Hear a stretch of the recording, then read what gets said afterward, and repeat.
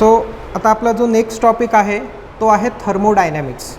आता थर्मोडायनॅमिक्स म्हणजे नेमकं काय? थर्मोडायनॅमिक्स जो आहे तो केमिस्ट्रीमध्ये सुद्धा येतो, फिजिक्समध्ये सुद्धा येतो, तो इंजिनिअरिंगमध्ये सुद्धा कामाला येत असतो. ठीक आहे. सो थर्मोडायनॅमिक्स जो आहे, थर्मोडायनॅमिक्स म्हणजे नेमकं काय? जर आपण इथे बघितलं थर्मोडायनॅमिक्सची जी डेफिनेशन त्यांनी सांगितलेली आहे,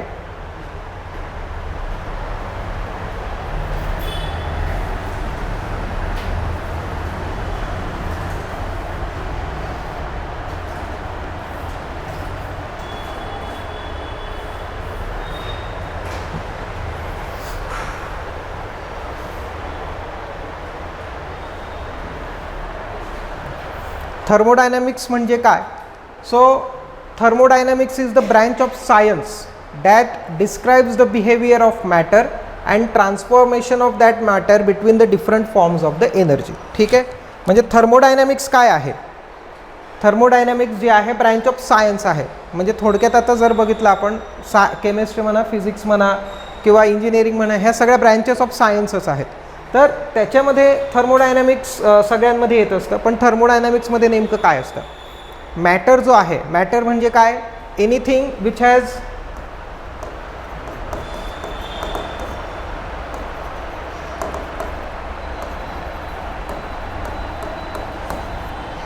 अँड ऑक्युपाईज स्पेस. ठीक आहे. त्याला आपण काय म्हणतो? त्याला आपण म्हणतो मॅटर. आता कुठलाही मॅटर जर आपण घेतला तर आपल्याला माहिती आहे की मॅटर जो आहे आपल्याला एनर्जीमध्ये कन्वर्ट करता येत असतो. बरोबर आहे. मॅटर जो आहे एनर्जीमध्ये आपल्याला कन्वर्ट करता येत असतो. सो तेच आपण थर्मोडायनॅमिक्समध्ये स्टडी करतो की behaviour of the matter. Matter जो आहे, मॅटरचं बिहेवियर काय आहे and transformation between different forms of the energy. मॅटरला काय आहे, एका फॉर्ममधून दुसऱ्या फॉर्ममध्ये आपण ट्रान्सफर करायचं असतं किंवा त्यांचं ट्रान्सफॉर्मेशन होत असतं. किंवा मॅटरच नाही, एनर्जी जी आहे, एनर्जीचं सुद्धा ट्रान्सफॉर्मेशन आपलं एका फॉर्ममधून दुसऱ्या फॉर्ममध्ये होत असतं. ठीक आहे. तर हे जे आहे हे सगळं आपण कशामध्ये बघतो?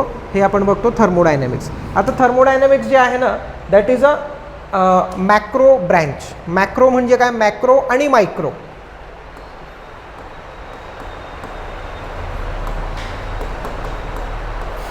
Macro and micro. मायक्रो म्हणजे काय? स्मॉल. स्मॉल स्केलवर जे काही सुरू असतं त्याला आपण म्हणतो micro. For example micro organism, छोटे ऑर्गॅनिझम ज्यांना आपल्याला कशातून बघावं लागतं? मायक्रोस्कोपमध्ये. त्याच्या अपोजिट आहे मॅक्रो. मॅक्रो म्हणजे लार्ज स्केल. ठीक आहे. लार्ज स्केल जो आहे त्या लार्ज स्केलवर जे काही दिसत असेल,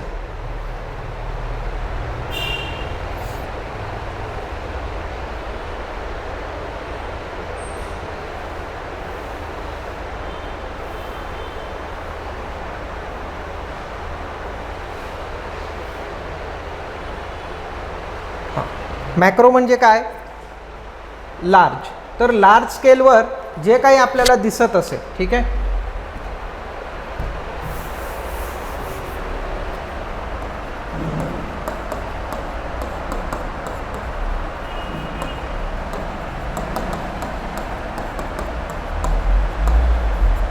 तर लार्ज स्केलवर ज्या काही गोष्टी घडत असतात त्यांना आपण म्हणतो मॅक्रो.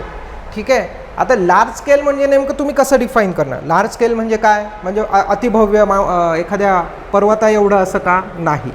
तर मॅक्रो म्हणजे काय की ज्याचं आपण वजन घेऊ शकतो, त्याला आपण त्याचं वजन मापू शकतो किंवा त्याची लेंथ असेल, लेंथ आपल्याला मापता येईल, त्याला आपण काय म्हणतो? आता 1 ग्रॅम जरी असला, एखादा ग्रॅम जरी मटेरियल असला, त्याचा आपण एनर्जीमध्ये त्याला बर्न करून त्याच्यापासून एनर्जी आपण निर्माण केली तरी ती मॅक्रो स्केलच म्हटली जाईल.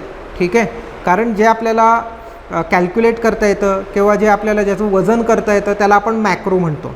आणि मायक्रो म्हणजे काय? ज्याचं बघायलासुद्धा डिफिकल्ट आहे, त्याचं तुम्ही वजन कसं करणार? बरोबर आहे. तर थर्मोडायनॅमिक्स जी आहे, thermodynamics is going on a macroscopic scale. ठीक आहे. मोठ्या स्केलवर जे आहे, मोठ्या स्केलवर थर्मोडायनॅमिक्स जे आहे ते सुरू असतं.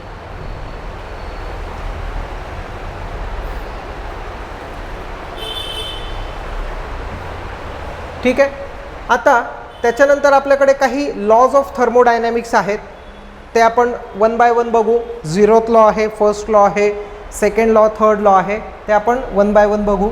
त्याच्यानंतर ॲप्लिकेशन्स ऑफ थर्मोडायनॅमिक्स काय आहेत? ॲप्लिकेशन काय आहेत? It provides relationship between what? Heat, work and measurable properties of matter. Measurable properties कुठल्या असतात मॅटरच्या? मॅटर आहे, ठीक आहे, त्याच्या मेजरेबल प्रॉपर्टीज, त्याचं वेट किंवा मास, टेम्परेचर, त्याच्यानंतर त्याचं व्हॉल्यूम, ह्या ज्या सगळ्या आहेत ह्या मेजरेबल, त्याचं प्रेशर, ह्या ज्या सगळ्या आहेत ह्या मेजरेबल प्रॉपर्टीज आहेत. So measurable properties and relationship between heat, work and measurable properties हे आपल्याला कशावरून मिळतं? हे आपल्याला मिळत असतं थर्मोडायनॅमिक्समधून, ठीक आहे. Then it predicts the direction of natural change. आता एखादी रिॲक्शन होत असेल, एखादा चेंज जर होत असेल तर त्याचं डायरेक्शन कुठलं आहे? ठीक आहे, रिॲक्शन होत असेल, चेंज होत असेल तर त्याचं डायरेक्शन कुठे आहे? नेमकं तो आता रिॲक्शन जे आहे त्याचे 2 डायरेक्शन असतात, ठीक आहे. हा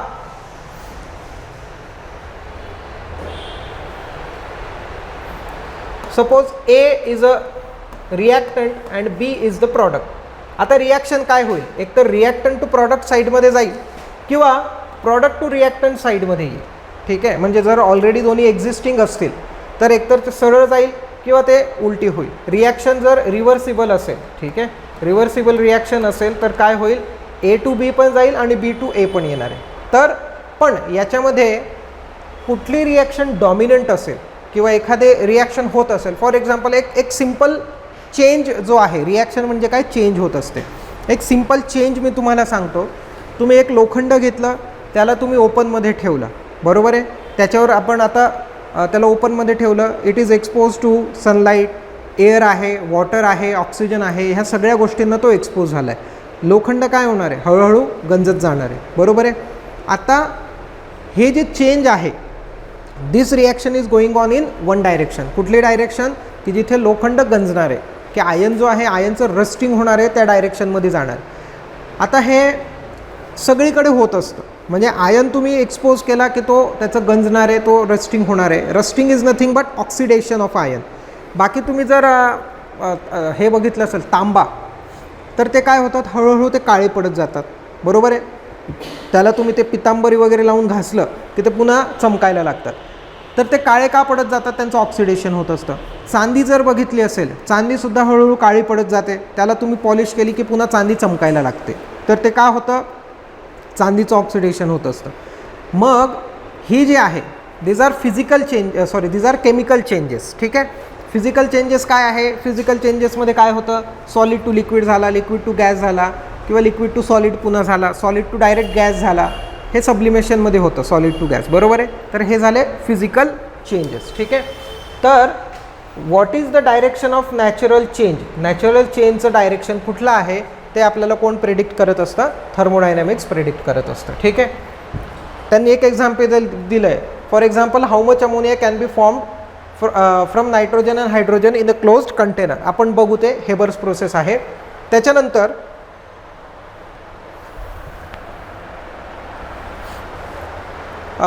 it helps in understanding Y different phases of matter exist. बरोबर आहे. कुठले कुठले मॅटर असतात? Phases of matter, solid, liquid, gas, हे 3 आहे. त्याच्यानंतर प्लाझ्मा वगैरे पण आहे, पण ते आपण काय आपल्याला त्याच्यामध्ये जास्त इंटरेस्ट नाही. सॉलिड, लिक्विड, गॅस हे 3 बेसिक आहे जे कोएक्झिस्ट करत असतात. प्लाझ्मा काय आपल्या अर्थवर नसतो. प्लाझ्मा कुठे असतो? जिथे खूप हाय टेम्परेचर आहे, 7000+ केल्विन, म्हणजे डाईंग स्टार जे आहे तिथे पल्सार्स आपण ज्याला म्हणतो तिथे प्लाझ्मा एक्झिस्टिंग असतो, ठीक आहे. सो हे झाले ॲप्लिकेशन्स ऑफ थर्मोडायनॅमिक्स. त्याच्यानंतर फीचर्स ऑफ थर्मोडायनॅमिक्स काय आहे?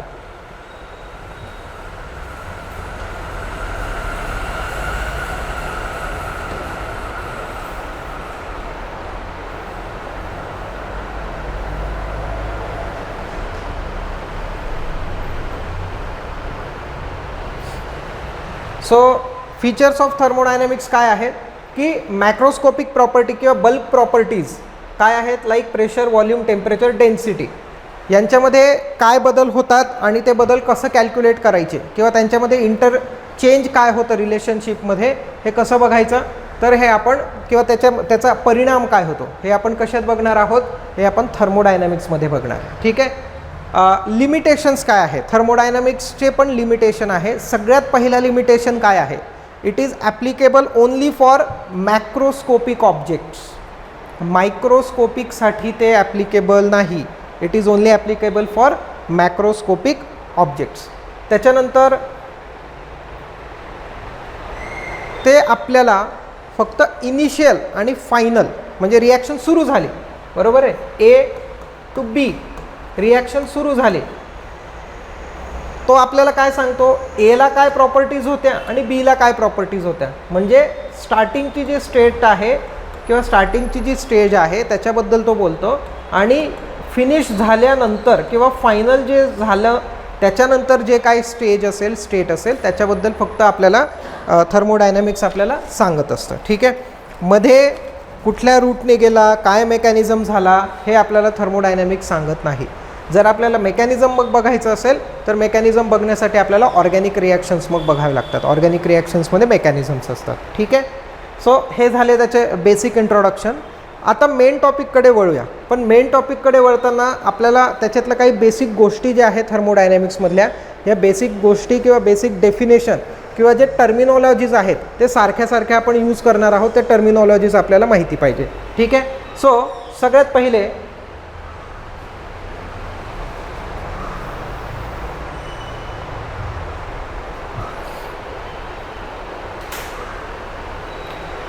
Basic definition. ठीक आहे. काही गोष्टी ज्या आहेत त्या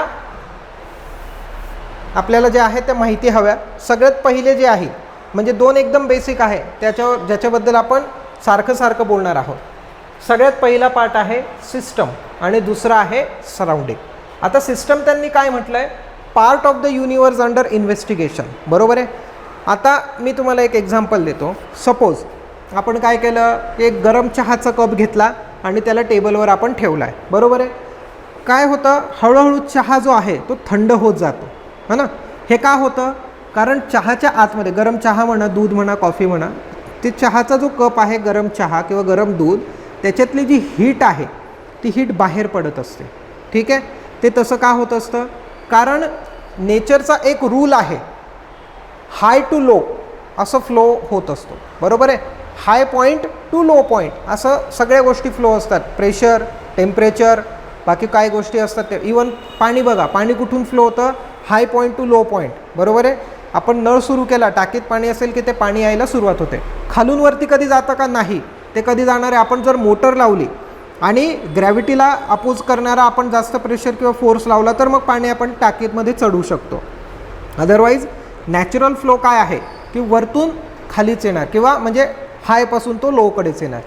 सो चहाचा कप आपण जर टेबलवर ठेवला तर चहाचा कप थंड होतो का, किंवा चहा जो आहे तो थंड होतो कारण आजूबाजूचं जे सराउंडिंग आहे, सराउंडिंगचं टेम्परेचर आपण असं म्हणूया रूम टेम्परेचर 25 डिग्री सेल्सिअस असेल. जिथे तुमचं चहा जो आहे, चहाचं टेम्परेचर साधारण 75 to 80 डिग्री सेल्सिअसपर्यंत असेल, बरोबर आहे. जर मग ते चहाचं टेम्परेचर जे आहे ते आउटसाईडच्या टेम्परेचरपासून पेक्षा ते कमी आहे. म्हणून आतमधली हीट जी आहे, ठीक आहे, जो आपला चहाचा कप आहे त्याच्यात चहा आहे आणि जे सराउंडिंगचं टेम्परेचर आहे ते आपण कन्सिडर करूया 20 डिग्री सेल्सिअस आहे आणि चहाचं टेम्परेचर 80 आहे. मग जोपर्यंत चहाचं टेम्परेचर सराउंडिंगच्या टेम्परेचरला इक्वल होणार नाही तोपर्यंत याच्यातून हीट जी आहे ती बाहेरच पडत राहील, बरोबर आहे. So this is the natural order of things की हायपासून ते लोकडे ते फ्लो होत असतात. सो सगळ्यात पहिले सिस्टम. आता इथे आपण काय करत होतो, चहाच्या कपबद्दल स्टडी करत होतो, बरोबर आहे. तर चहाचा कप जो झाला तो झाला सिस्टम. आपण कुठे राहतो आहे, this is all the part of universe, म्हणजे अर्थ म्हणा, बाकीच्या प्लॅनेट जे असतील, this is all part of universe. Universe खूप मोठं आहे, आपण खूप लहान आहे, इनसिग्निफिकंट आहे. पण त्या इनसिग्निफिकंट पार्टमध्ये सुद्धा आपण एखादा पार्ट घेतला आणि त्याचा आपण स्टडी करायला सुरुवात केली तर ज्याचा स्टडी आपण करतोय त्याला आपण म्हणायचं system. So the part of the universe which is under thermodynamic investigation, ठीक, किंवा फक्त part of universe under investigation is called as system. आणि सिस्टम सोडून आजूबाजूचं जे काही असेल त्याला काय म्हणायचं आपण, सराउंडिंग, बरोबर आहे. तर ह्या केसमध्ये आपला जो चहाचा कप होता, चहाचा कप काय होता, सिस्टम होता आणि आजूबाजू जे होतं ते काय होतं, ते सराउंडिंग होते, बरोबर आहे. So system it is the part of the universe under investigation or thermodynamic study, thermodynamic investigation काही म्हणा. ठीक आहे. So system part of universe under thermodynamic investigation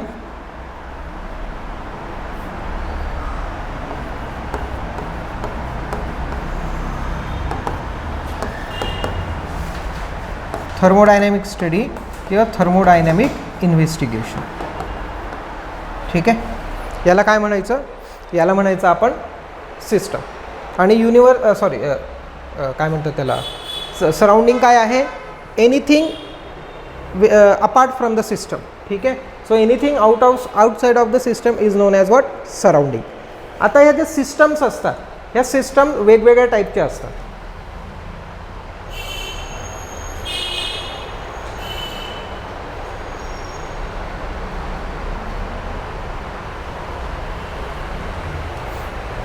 types of the system, ह्या ज्या सिस्टम असतात ना वेगवेगळ्या टाईप्सच्या असतात. सगळ्यात पहिली जी सिस्टम आहे ती कुठली आहे? क्लोज्ड यांनी म्हटले सगळ्यात पहिले आपण ओपन सिस्टम बघूया. ठीक आहे.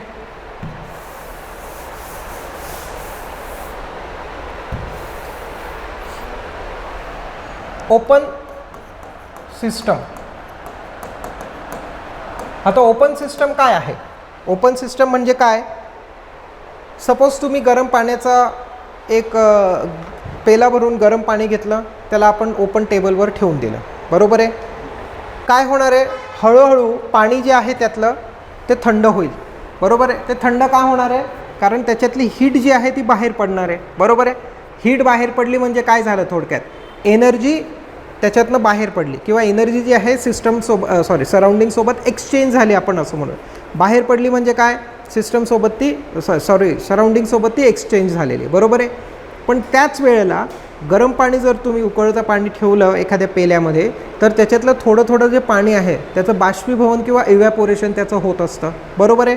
म्हणजे काय होतं की सपोज सुरुवातीला तुम्ही 100 ग्रॅम वॉटर घेतलं किंवा 100 ml वॉटर घेतलं आणि त्याला गरम केलं आणि त्याला आपण टेबलवर ठेवलं, एखाद्या कंटेनरमध्ये पेल्यामध्ये घेऊन त्याला टेबलवर ठेवलं.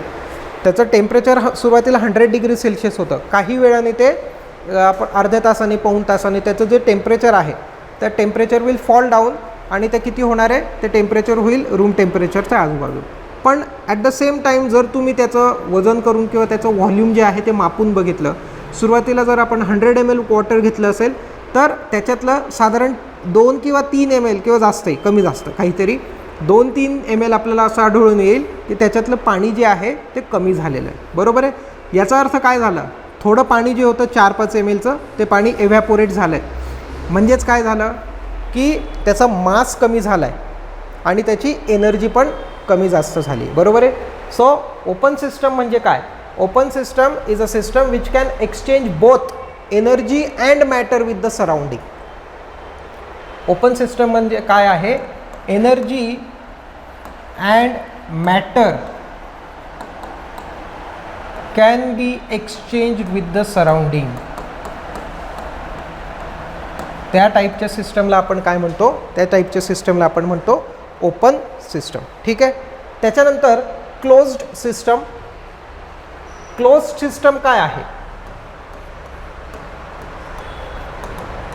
क्लोज सिस्टममध्ये काय होईल? आता तुम्ही जो गरम पाण्याचा पेला आहे त्याच्यावर तुम्ही एखादं झाकण ठेवा किंवा त्याच्यावर एखादी प्लेट, वाटी काहीतरी ठेवा. आता काय होणार आहे? पाणी तर थंड होईल, पण पाणी जे आहे ते एव्हॅपोरेट होऊ शकत नाही. कारण जर सपोज हा पाण्याचा एक कंटेनर आहे,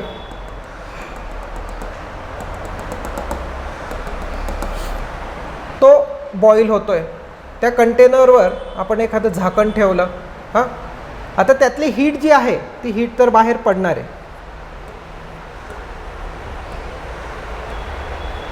पण जे पाणी इथून एव्हॅपोरेट होईल ना, इथून जे पाणी एव्हॅपोरेट होईल ते ह्या ज्या सरफेस आहे ह्या सरफेसवर ते थंड होणार आणि ते पुन्हा पेल्यामध्ये पडणार. बरोबर आहे. याचा अर्थ काय झालं की याच्यामध्ये एनर्जी तर एक्सचेंज होते, पण याच्यामध्ये मॅटर एक्सचेंज होऊ शकत नाही, बरोबर आहे. सो ह्या टाईपच्या सिस्टमला आपण काय म्हणायचं, closed system. Energy can be exchanged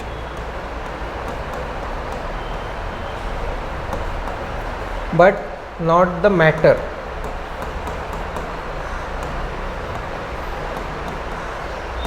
Energy can be exchanged with the surrounding but not the matter. त्या टाईपची जी सिस्टम आहे त्या टाईपच्या सिस्टमला आपण म्हणतो क्लोज्ड सिस्टम.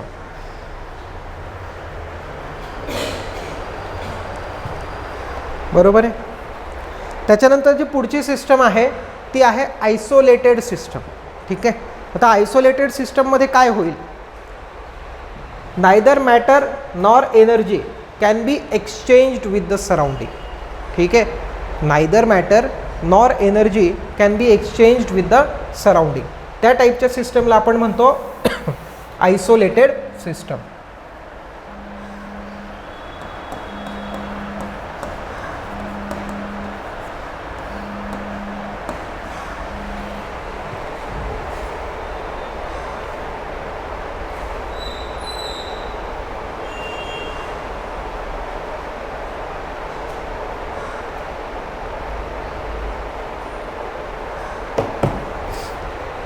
त्या टाईप आता आयसोलेटेड सिस्टम जी आहे, आयसोलेटेड सिस्टम म्हणजे काय, neither energy nor matter can be exchange with the surrounding.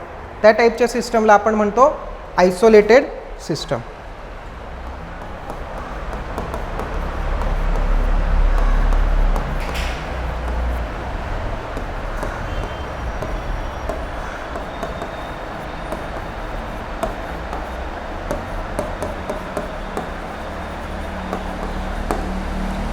Okay. So याचा एक्झाम्पल काय आहे, थर्मस. बरोबर आहे. थर्मस काय केलं आपण, थर्मसमध्ये पाणी घेतलं आणि किंवा चहा वगैरे, आपल्याला सगळ्यालाच कधी ना कधी थर्मसचं काम पडलेलं असेल. आपण थर्मसमध्ये काय घेतलं, युजली आपल्याला हॉस्पिटलमध्ये जायचं असेल तर आपण काय करतो, थर्मसमध्ये चहा वगैरे जे असेल आपण ते घेऊन जातो. बरोबर आहे. तर आपल्याला माहिती आहे थर्मसमध्ये आपण जर चहा घेऊन गेलो तर तो चहा किंवा दूध कॉफी जे काय असेल ते गरमच राहणार आहे. ते का होतं, कारण ते इन्स्युलेटेड असतं.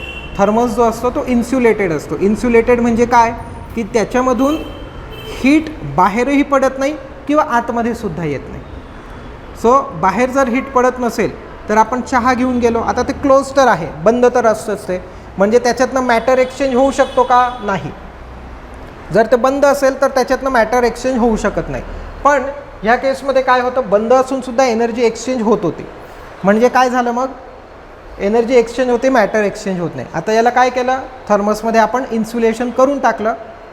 याचा अर्थ काय, न त्याच्यातनं मॅटर एक्सचेंज होणार आहे, काही बाहेर मॅटर पडणार नाही, बाहेरून आतमध्ये येणार नाही, आणि ना त्याच्यातनं एनर्जी एक्सचेंज होणार आहे, म्हणजे हीट बाहेर पडणार नाही किंवा बाहेरून कुठलीही हीट आहे जे आतमध्ये येणार नाही. ह्या टाईपची जी सिस्टम असते, ह्या टाईपच्या सिस्टमला आपण काय म्हणतो, आयसोलेटेड सिस्टम. ठीक आहे. ह्या टाईपची जी सिस्टम आहे त्याला आपण म्हणतो आयसोलेटेड सिस्टम.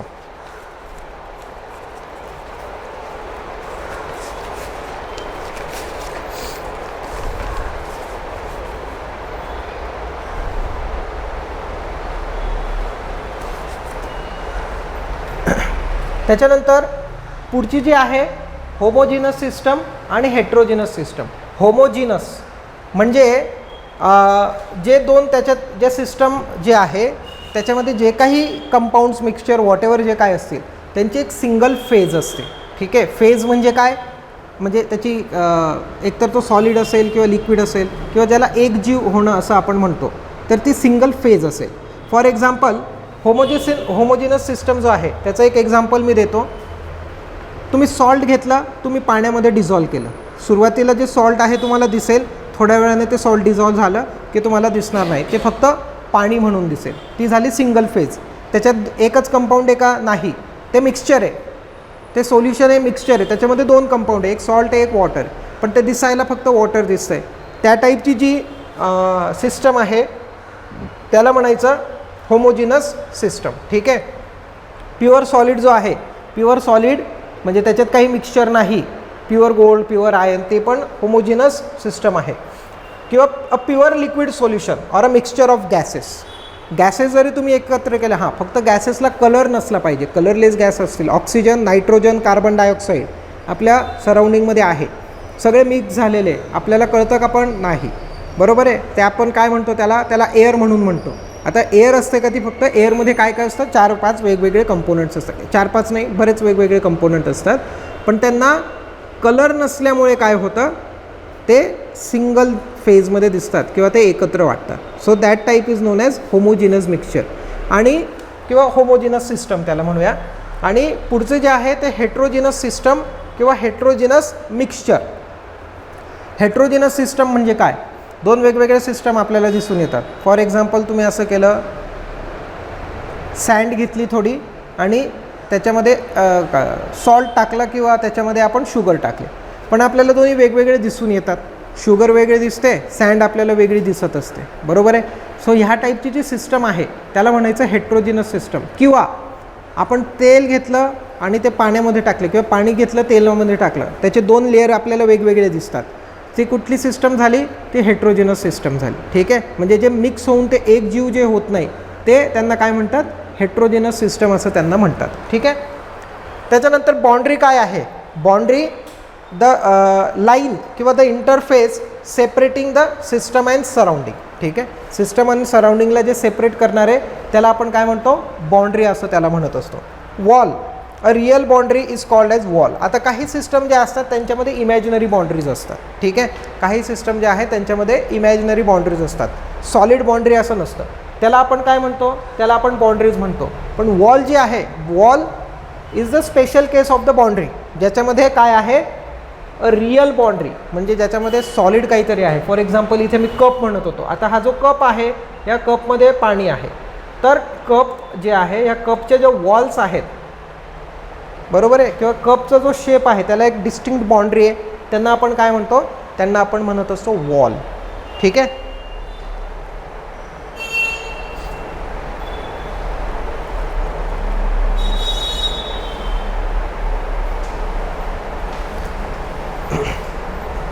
त्याच्यानंतर पुढचा जो पार्ट आहे, पुढचा पार्ट आहे प्रॉपर्टीज ऑफ द सिस्टम.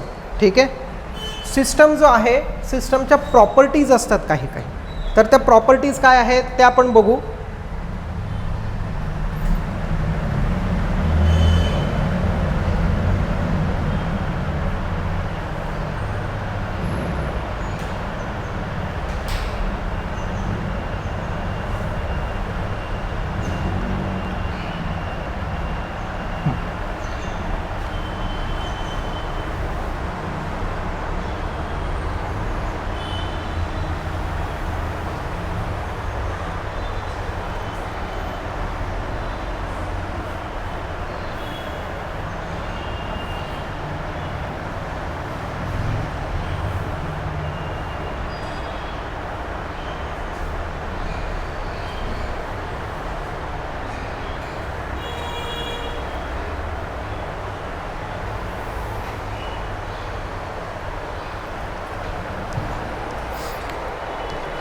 पुढचा पार्ट जो आहे तो आहे प्रॉपर्टीज ऑफ सिस्टम.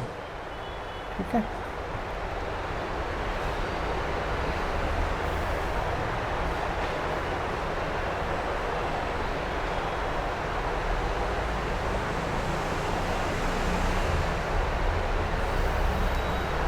आता सिस्टम जो आहे त्याचे 2 प्रॉपर्टीज असतात. एक असते इंटेन्सिव्ह प्रॉपर्टी आणि एक असते एक्सटेन्सिव्ह प्रॉपर्टी. ठीक आहे. आता इंटेन्सिव्ह प्रॉपर्टी म्हणजे काय आणि एक्सटेन्सिव्ह प्रॉपर्टी म्हणजे काय? सगळ्यात पहिले, properties which depend on the amount of substance present in the system are called as extensive properties. ठीक आहे. सो मी इथे लिहितो,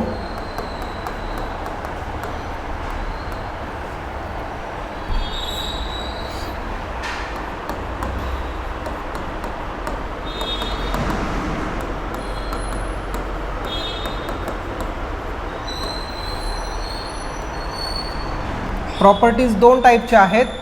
एक आहे extensive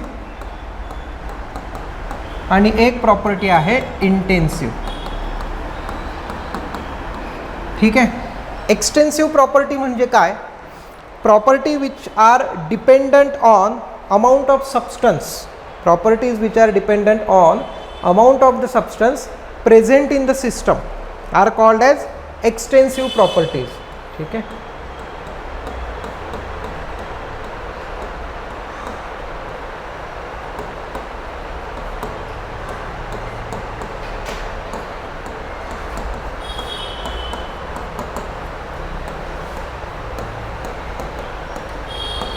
Properties which are dependent on amount of the substance that are present in the system are known as what?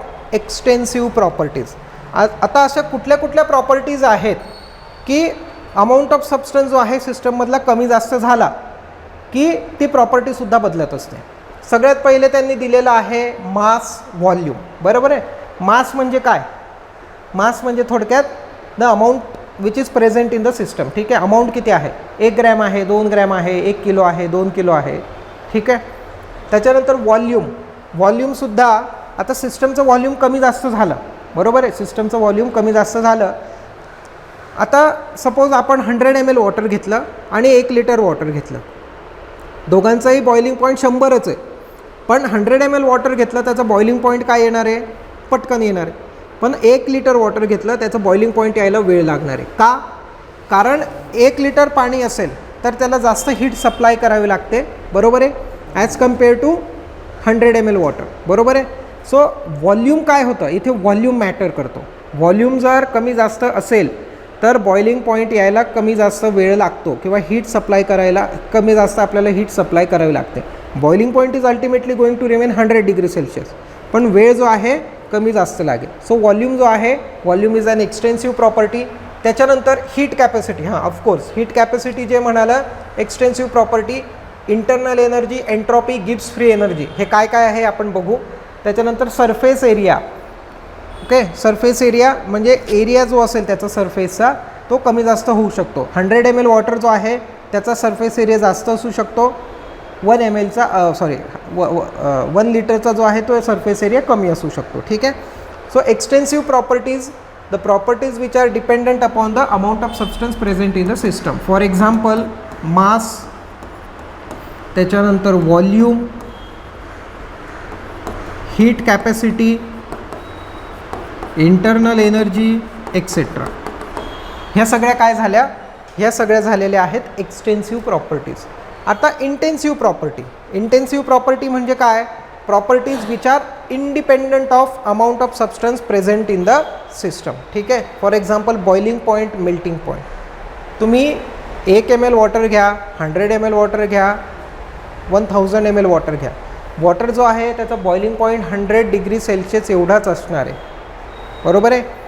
Boiling point काही बदलत नाही. तसंच कुठलाही सबस्टन्स घ्या, जर तो प्युअर फॉर्ममध्ये असेल, सबस्टन्स जर प्युअर फॉर्ममध्ये असेल तर त्या सबस्टन्सचा मेल्टिंग पॉईंटसुद्धा चेंज होत नाही.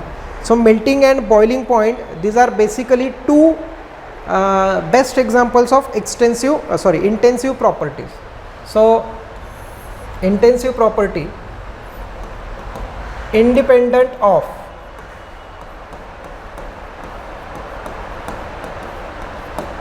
amount of substance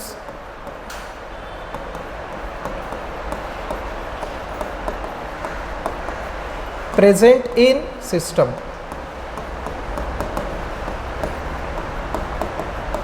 त्याला काय म्हणायचं आपण? Intensive property. For example melting point, boiling point, refractive index. ठीक आहे.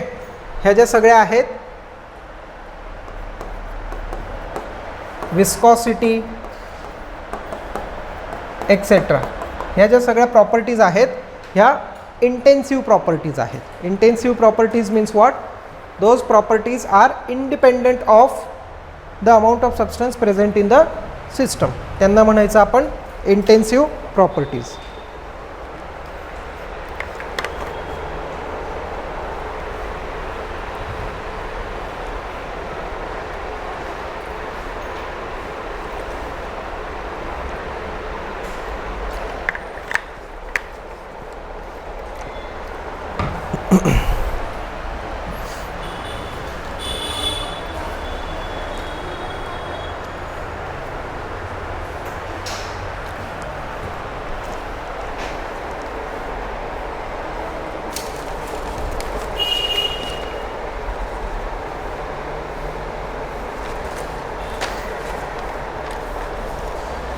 ठीक आहे. त्याच्यानंतर जो पुढचा पॉईंट आहे तो आहे थर्मोडायनॅमिक इक्विलिब्रियम.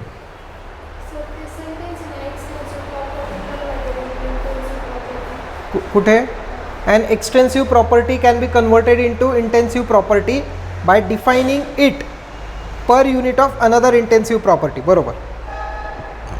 म्हणजे एक्सटेन्सिव्ह जो आहे त्याला आपण इंटेन्सिव्हमध्ये कन्व्हर्ट करू शकतो. पण कसं कन्व्हर्ट करू शकतो, त्याला एक काहीतरी डेफिनाईट अमाऊंट ठेवायची तर ती कन्वर्ट आपण करू शकतो. फॉर एक्झाम्पल त्यांनी काय दिलं आहे, density equals to mass upon volume. ठीक आहे, डेन्सिटी जे आहे मास अपॉन व्हॉल्यूम.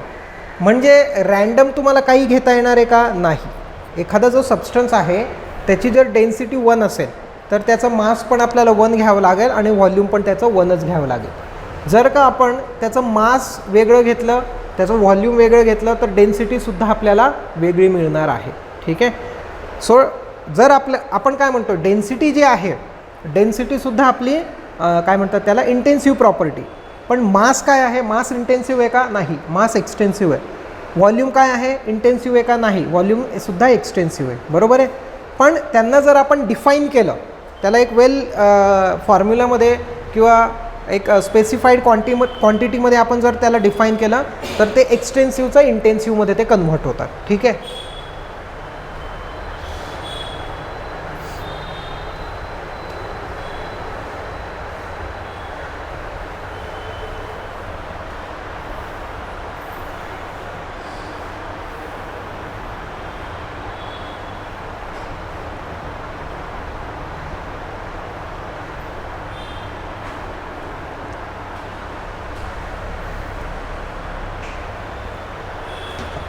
त्याच्यानंतर पुढचा आहे थर्मोडायनॅमिक इक्विलिब्रियम. ठीक आहे. थर्मोडायनॅमिक इक्विलिब्रियम म्हणजे काय? बिफोर दॅट इक्विलिब्रियम म्हणजे काय? ठीक आहे. नॉर्मली जर केमिकल्सच्या भाषेत किंवा रिॲक्शनच्या भाषेत जर आपलं बोलायचं झालं तर इक्विलिब्रियम म्हणजे काय? सो सपोज एक रिॲक्शन आहे A+B gives C+D.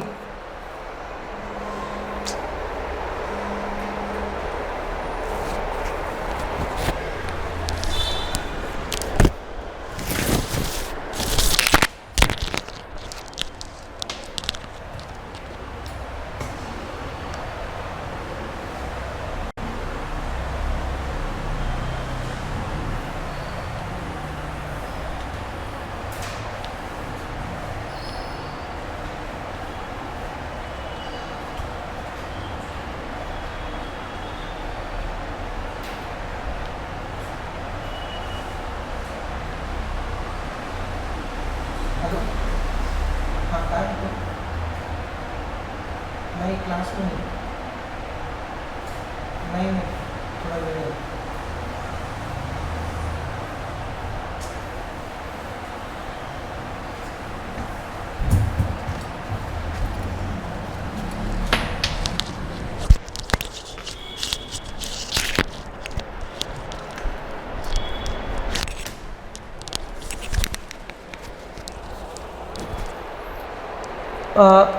So thermodynamic equilibrium. Thermodynamic equilibrium म्हणजे काय?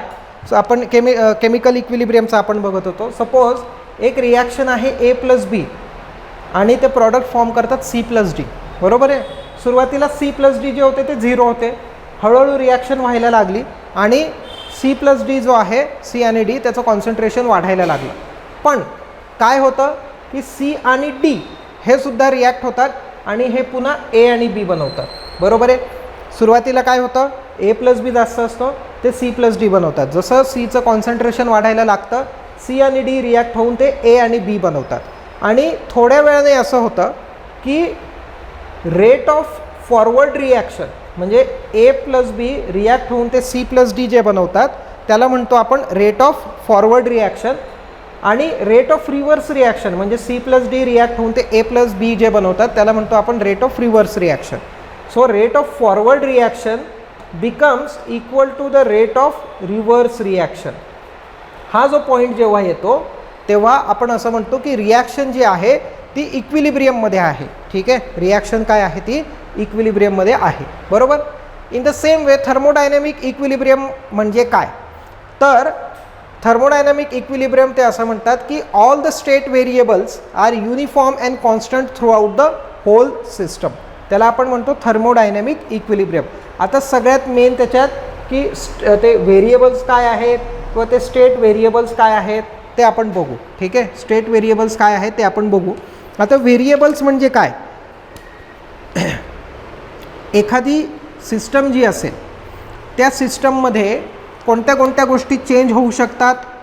टेम्परेचर चेंज होऊ शकतो, बरोबर आहे. त्याच्यानंतर प्रेशर चेंज होऊ शकतो. ठीक आहे, त्याच्यानंतर व्हॉल्यूम जे आहे व्हॉल्यूमसुद्धा चेंज होऊ शकतं. आणि नंबर ऑफ मोल्स जर आपण ती ओपन असेल, ओपन सिस्टम असेल तर नंबर ऑफ मोल्ससुद्धा चेंज होऊ शकतात.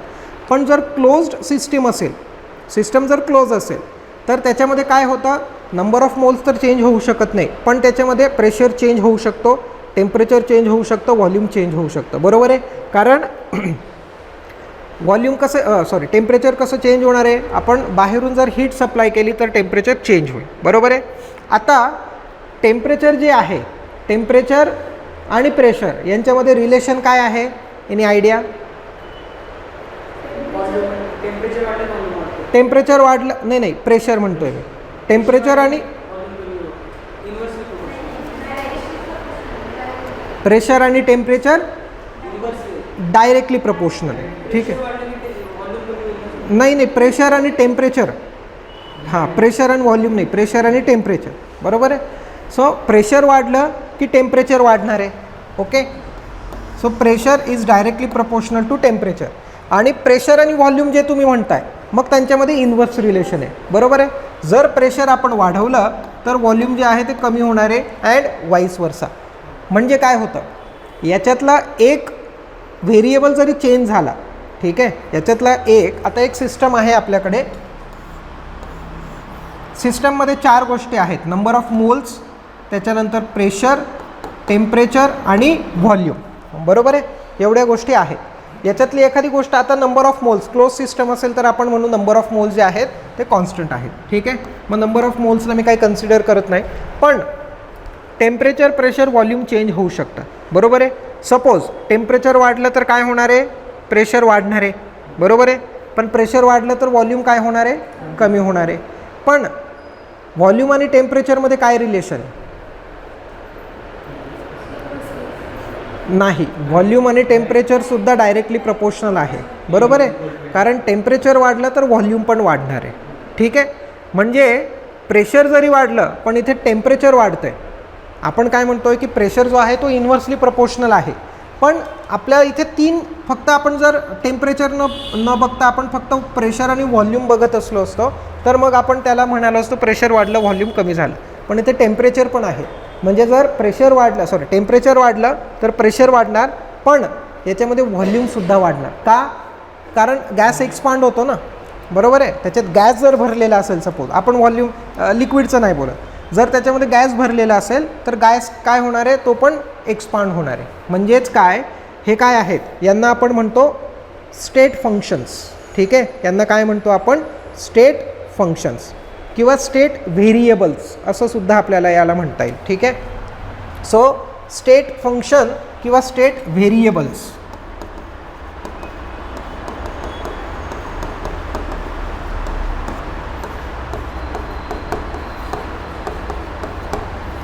स्टेट फंक्शन्स किंवा स्टेट व्हेरिएबल्स कुठले आहेत, नंबर ऑफ मोल्स पण आहेत, पण त्याला आपण ओपन सिस्टम असेल तर.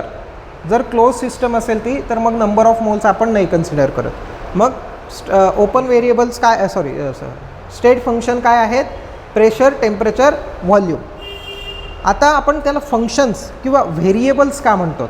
व्हेरिएबल म्हणजे काय, जे चेंज होत असतात त्यांना आपण व्हेरिएबल म्हणतो. स्टेट म्हणजे काय, स्टेट म्हणजे अवस्था, बरोबर आहे. स्टेट म्हणजे काय, अवस्था. म्हणजे एखादा आता आपण कुठल्या स्टेटमध्ये, असं आता रात्री जर आपण घरी बसलेलो असो तर आपण म्हणतो आपण रिलॅक्स स्टेटमध्ये, बरोबर आहे. आता क्लासमध्ये तुम्ही लक्ष देताय म्हणजे तुम्ही कुठल्या स्टेटमध्ये, अलर्ट स्टेटमध्ये. ठीक आहे, गाडीवर जात असो अलर्ट स्टेटमध्ये असतं, काहीच काम नसेल तर रिलॅक्स स्टेटमध्ये असतो. वेगवेगळ्या मूड्स किंवा वेगवेगळ्या स्टेटमध्ये, अवस्थेमध्ये असतो. तसं सेम एखादी सिस्टम आहे त्याचीसुद्धा एक स्टेट असते. तर सुरुवातीला त्याचं प्रेशर होता P1, टेम्परेचर होता V1 आणि व्हॉल्यूम होता V1, बरोबर आहे. तर काय झालं, ही झाली स्टेट 1, किंवा याला आपण म्हणूया स्टेट 1 म्हणण्यापेक्षा याला इनिशियल स्टेट म्हणूया. याला आपण काय म्हणू, इनिशियल स्टेट, बरोबर आहे. आता काय झालं, टेम्परेचर मी चेंज केला, ठीक आहे. जर टेम्परेचर चेंज केला तर काय झालं, प्रेशर चेंज झाला, टेम्परेचर चेंज झाला, व्हॉल्यूम पण चेंज झाला, बरोबर आहे. म्हणजे ही काय होती, स्टेट 1 होती, बरोबर आहे. इनिशियल स्टेट होती, त्याच्यामध्ये टेम्परेचर, प्रेशर, व्हॉल्यूम काय होते, P1, V1, T1. आपण काय केलं, टेम्परेचर चेंज केला, मग काय झालं, स्टेट जी आहे त्याची चेंज झाली. सो ही जी झाली याला आपण म्हणूया फायनल स्टेट, ठीक आहे. सो थर्मोडायनॅमिक्स जो आहे तो फक्त इनिशियल स्टेट आणि फायनल स्टेट यांच्याबद्दलच बोलतो. मध्ये काय होतं आहे त्याच्याबद्दल आहे ना, थर्मोडायनॅमिक्स काही आपल्याला सांगत नाही, ठीक आहे. सो यांना काय म्हटलं जातं, ही आहे याची स्टेट, आणि त्या स्टेटमध्ये जे फंक्शन्स असतात जे चेंज होऊ शकतात त्यांना काय म्हटलं जातं, स्टेट व्हेरिएबल्स किंवा स्टेट फंक्शन्स. आता थर्मोडायनॅमिक इक्विलिब्रियम म्हणजे काय, ठीक आहे. थर्मोडायनॅमिक इक्विलिब्रियम म्हणजे काय, equilibrium state of a system in which state variable are uniform and constant throughout the whole system, बरोबर आहे.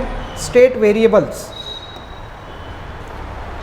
स्टेट व्हेरिएबल काय आहे हे, जर स्टेट व्हेरिएबल चेंज होत नसतील, ठीक आहे, स्टेट व्हेरिएबल्स जे आहेत ते जर चेंज होत नसतील तर काय होणार आहे, आपण असं म्हणू शकतो की जी ती सिस्टम आहे that system is in thermodynamic equilibrium, ठीक आहे. So the state of the system in which the state variables do not change with the time, or state variables are uniform and constant throughout the whole system, or they do not change with the time. तर आपण काय म्हणतो, system is in thermodynamic equilibrium, ठीक आहे. System काय आहे, thermodynamic equilibrium. त्याच्यानंतर mechanical equilibrium, chemical equilibrium जो होता आपण बघितला, बरोबर आहे. केमिकल इक्विलिब्रियम काय आहे ते आपण बघितलं. जर फॉरवर्ड आणि रिव्हर्स जी आपली रिॲक्शन असेल ती जर त्याची रेट सेम असेल तर ते केमिकल इक्विलिब्रियम आहे. मेकॅनिकल काय आहे, there is no macroscopic movement within the system itself or of the system with respect to surrounding, ठीक आहे. मेकॅनिकल मुवमेंट म्हणजे काय, सिस्टममध्ये काही मुवमेंट नाही आहे, ठीक आहे. सिस्टम जी आहे सिस्टममध्ये काहीच मुवमेंट नाही आहे, सिस्टम स्थिर आहे. किंवा सराउंडिंग जी आहे सराउंडिंगमध्ये सुद्धा काही मुवमेंट नाही आहे, सराउंडिंगसुद्धा स्थिर आहे, बरोबर आहे. तर आपण काय म्हणू शकतो की ती जी सिस्टम आहे ती मेकॅनिकल इक्विलिब्रियममध्ये आहे. That system is what, in the mechanical equilibrium, ठीक आहे. आता हे तिन्ही इक्विलिब्रियम मी एका रिॲक्शनमध्ये सांगतो बघा.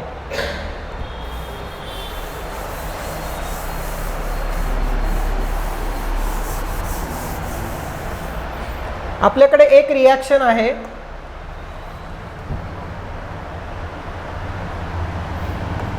N2 plus H2 gives twice NH3, ठीक आहे.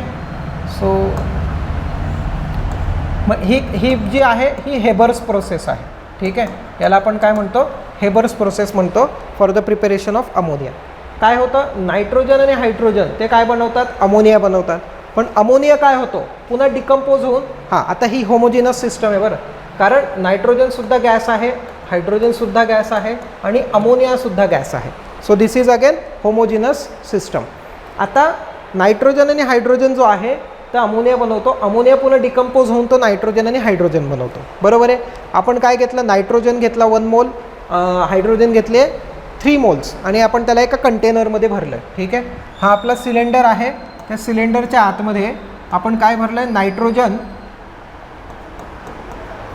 प्लस 3 हायड्रोजन, ठीक आहे. आणि त्या या सिलेंडरमध्ये काय आहे ते रिॲक्शन होते. Now that reaction has achieved chemical equilibrium, ठीक आहे.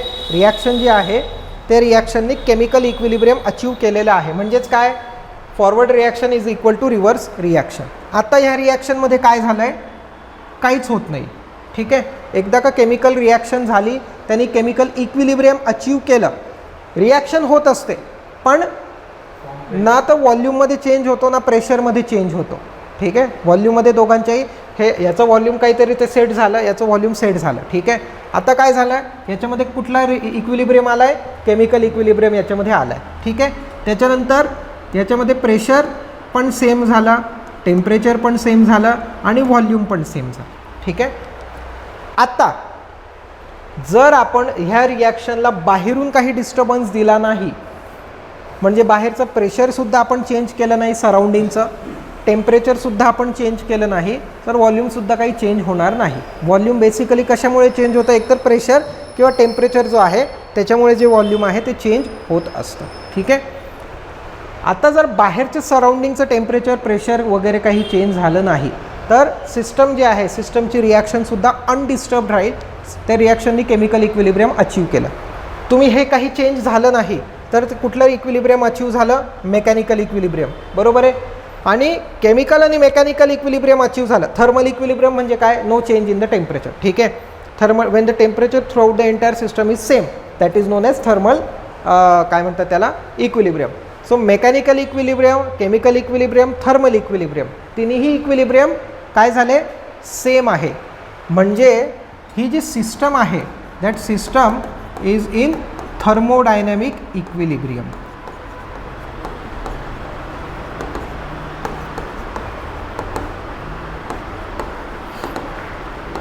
ठीक आहे, ही जी सिस्टम आहे, this system is what, it is in thermodynamic equilibrium.